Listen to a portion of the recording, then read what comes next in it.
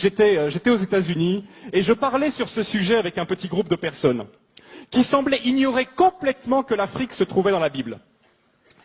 Et je leur demande comme ça, je leur dis, mais est-ce que vous savez où se trouvait le jardin d'Éden, par exemple?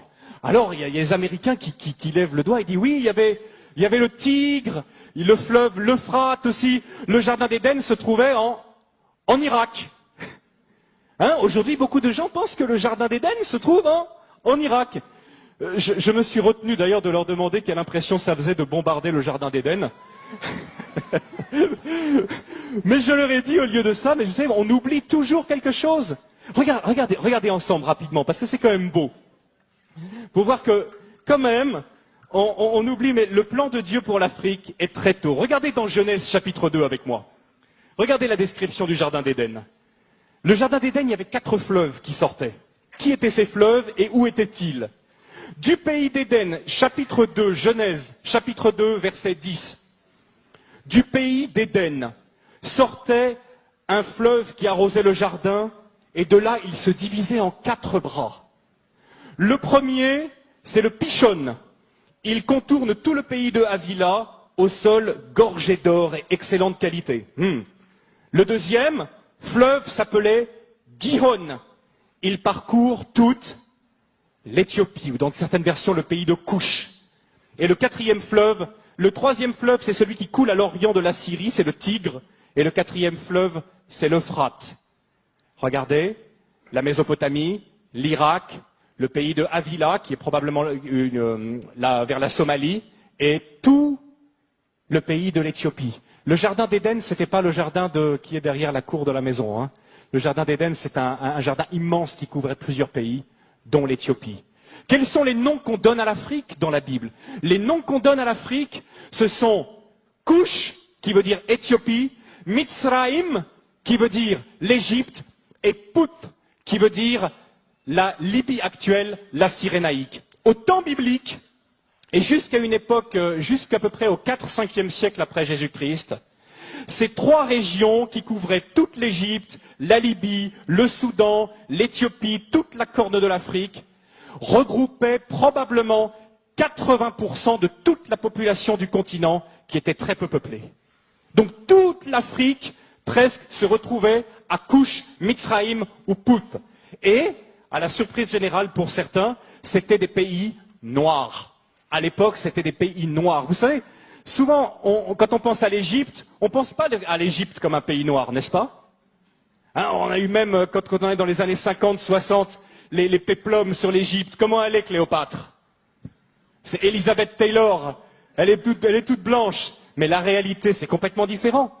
Toutes les recherches historiques ont montré qu'à l'époque de Moïse, ont montré qu'à l'époque biblique, l'Afrique était un pays noir. Et d'ailleurs, il suffit de regarder les hiéroglyphes aujourd'hui pour voir toutes ces femmes égyptiennes avec les cheveux tressés qui ressemblent à s'y méprendre aux Peuls du Sénégal. Des recherches ont montré que les Peuls du Sénégal, pour ceux qui les connaissent, sont parmi les descendants les plus directs des Égyptiens. Les travaux, entre autres, du professeur Cheranta Diop et d'autres ont montré que l'Égypte était un pays noir, que l'Éthiopie était un pays noir et que la Libye était un pays noir. On l'appelait la Cyrénaïque, avec la ville de Cyrène, ou la Tripolitaine. C'est un pays noir. Depuis le début, depuis la Genèse, l'Afrique est là, dans le plan de Dieu. Et quand je demandais à ces Américains quelle était l'Africain le plus connu de la Bible, ils avaient beaucoup de mal à me répondre. Un Africain? Un Africain dans la Bible? L'Africain le plus connu. Et à votre avis, tenez, qui est l'Africain le plus connu de la Bible? Abraham, pas tout à fait. J'entends pas le nom que je cherche. Noé, non, je pense pas qu'il était tout à fait africain. Adam, et si Adam était dans le jardin d'Éden, il était forcément un peu africain. Un bon point pour toi, ma sœur. Moïse. Moïse, né, grandi en Afrique, passé 40 ans de sa vie en Afrique. À une époque, et j'aimerais bien, justement, aujourd'hui, quand on pense à l'Afrique, on pense à quoi? Honnêtement, quelles sont les images qui viennent à nous? Nous qui sommes ici, en Alsace. Je ne sais pas, vous qui regardez Internet, là. Mais on pense à des guerres, on pense à des catastrophes, on pense à des famines, on pense à des ennuis sociaux. Voilà les premières images qui nous viennent lorsqu'on pense à l'Afrique. À l'époque de Moïse et au temps biblique, l'Afrique, c'était pas du tout ça. D'abord, l'Égypte était la première puissance économique du monde.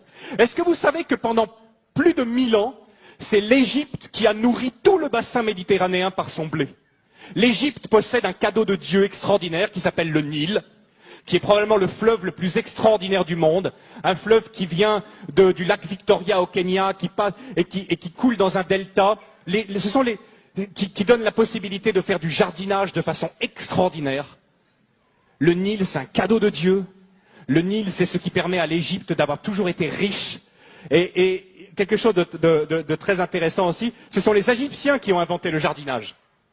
Les pastèques que nous mangeons en été, ce sont les Égyptiens qui l'ont cultivé les premiers. À l'époque, l'Égypte était la première puissance économique du monde. Aujourd'hui, l'Afrique est la dernière puissance économique en tant que continent. Mais il n'en a pas toujours été. De même.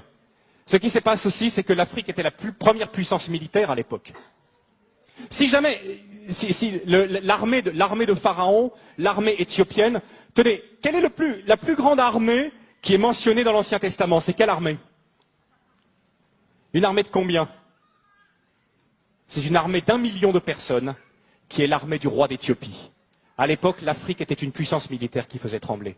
À l'époque aussi, l'Afrique, nous dit la Bible, Moïse a été élevé dans toute la sagesse des Égyptiens. L'Afrique dominait le monde également par ses connaissances scientifiques. C'était de l'Afrique que venait toute la connaissance. Les Égyptiens ont été les premiers astronomes, ont été les premiers à jeter les bases de nos sciences modernes. Venait également de l'Afrique.